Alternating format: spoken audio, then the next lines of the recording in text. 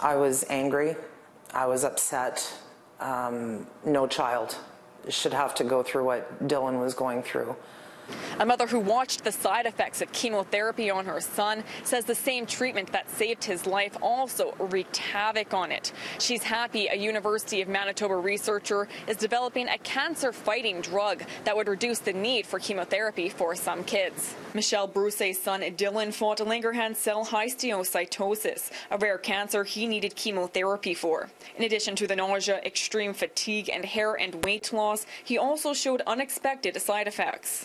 His rages would get so intense that I could be sitting on a chair or my sofa and he could push me. He would throw things at us, hit us, kick us, bite, pinch, slap, whatever he could do, because he was so enraged from that. In the time he underwent chemotherapy, he developed bipolar disorder. He was also diagnosed with Tourette syndrome.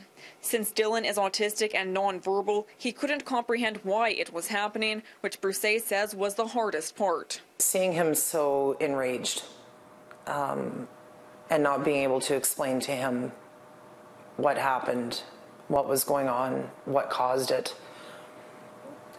He just didn't understand. He still doesn't understand. I don't know if he ever will understand. That cancer treatment experience is something a researcher at the University of Manitoba hopes to change. She is working on a drug that could kill one of the most common types of childhood brain cancer, reducing the need for radiation or chemotherapy in those cases. We know that these therapies have toxicity effects, especially on the developing brain. And so what we're looking for, along with many other medulloblastoma researchers around the world, are more targeted therapeutic approaches that would be less toxic on the developing nervous systems of these kids. And so the goal is twofold: to not only enhance survival in these kids, but also to ultimately improve the quality of life for those kids who do survive long term.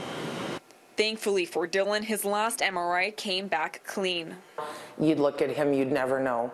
He has a full head of hair. He's, gained weight back. He's starting to catch up to his peers.